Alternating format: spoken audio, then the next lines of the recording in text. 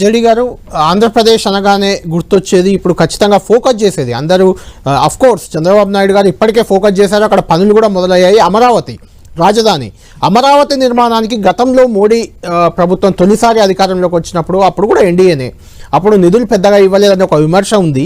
ఈసారి అమరావతి, పోలవరం ఈ రెండింటికి కేంద్రం నుంచి ఖచ్చితంగా కొంత సానుకూల వాతావరణం ఉండే అవకాశం మీకు కనిపిస్తుందా? ఎందుకంటే మీరు విభజన చట్టాన్ని ఒకసారి చూస్తే విభజన చట్టంలో కొత్త రాజధాని ఏర్పాటు చేయడం అనేది చాలా ముఖ్యమైన విషయం.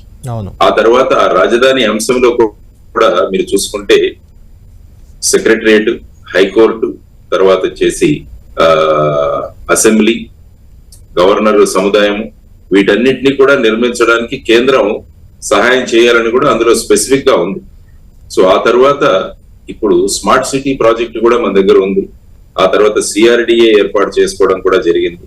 ఎందుకంటే మీరు సెక్షన్ 5 ఒకసారి చూస్తే విభజన చట్టంలో అందులో ఈ 10 సంవత్సరాలకు హైదరాబాద్ అన్నది కామన్ క్యాపిటల్ ఉంటుంది. ఆ తర్వాత 10 సంవత్సరాల తరువాత హైదరాబాద్ అన్నది తెలంగాణ క్యాపిటల్ గానే ఉంటుంది.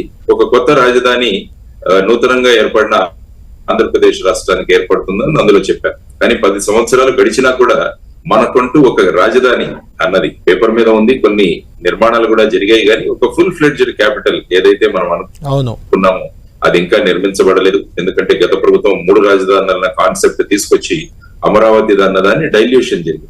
కాబట్టి ఇప్పుడు మళ్ళా సిఆర్డిఏ పనులు మొదలు పెట్టామని విన్నాం. దీనికి కావాల్సిన ఫండ్స్ కూడా కేంద్రం నుంచి ఖచ్చితంగా వస్తాయి అనుకుంటున్నాం. ఇంకా కొన్ని రాయితీలు కూడా కల్పిస్తే బాగుంటుంది అన్నది మా అభిప్రాయం. ఎందుకంటే ప్రత్యేక హోదా అన్న ఒక కాన్సెప్ట్ ఉంది ఆల్రెడీ. ప్రత్యేక హోదా రావాలని రాష్ట్రానికి అందరం కోరుకుంటున్నాం.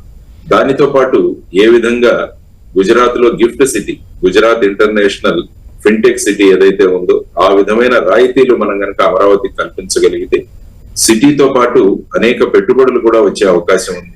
ఆ తర్వాత రైతులు సుమారుగా 33,000 ఎకరాలు ల్యాండ్ పూలింగ్ ద్వారా ఇచ్చిన రైతులకి మనం సుమారుగా మంచి జాబు భూములకు 50,000 రూపాయల సంవత్సరానికి, తర్వాత సాధారణ భూములకు 30,000, దానికి ప్రతి సంవత్సరం 10% దాకా పెంచుకుంటూ వెళుతున్నాం. కాబట్టి అక్కడ భూములు ఇచ్చిన వాళ్ళు కూడా ఈ నగరం అభివృద్ధి చెందాలి అని కోరుకుంటున్నారు. అందరూ కోరుకుంటున్నారు.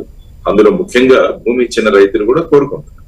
కాబట్టి వీరందరి కూడా కలలు సాకారం అవ్వడానికి అమరావతి రాజధాని రావడం చాలా ముఖ్యం. ఎందుకంటే ఇది మనం అసెంబ్లీలో తీర్మానం చేసుకుని తీసుకొచ్చిన రాజధాని. ఎందుకంటే అసెంబ్లీలో తీర్మానం జరిగింది, ప్రధానమంత్రి సాక్షిగా అక్కడ శంకుస్థాపన కూడా జరిగింది. కాబట్టి త్వరగా ఈ రాజధాని నిర్మాణం అవ్వాలంటే ముఖ్యంగా బయట నుంచి ఫండ్స్ కూడా రావడం చాలా ముఖ్యం, ఇన్వెస్ట్మెంట్స్ రావడం ముఖ్యం. అందువల్ల ఏదైనా అమరావతి బాండ్స్ ఏ విధంగా గతంలో ఫ్లోట్ చేశారు, అదే విధంగా ఏదైనా కొత్త స్కీమ్ కింద మళ్ళా అమరావతి బాండ్స్ ఇష్యూ చేస్తే దానికి కావాల్సిన నిధులు ప్రజల నుంచి కూడా చేకూర్చడానికి అవకాశం ఉంది. కాబట్టి వీటన్నిటినీ కూడా పరిగణలోకి తీసుకొని అమరావతికి ఏ విధంగా కేంద్రం నుంచి సహాయం, ఆ తర్వాత ప్రజల నుంచి పెట్టుబడులు, ఇవన్నీ కూడా తీసుకురావాల్సిన దృష్ట్యా రాష్ట్ర ప్రభుత్వం చర్యలు తీసుకుంటుందని మనం అంతా కోరుకుంటున్నాం.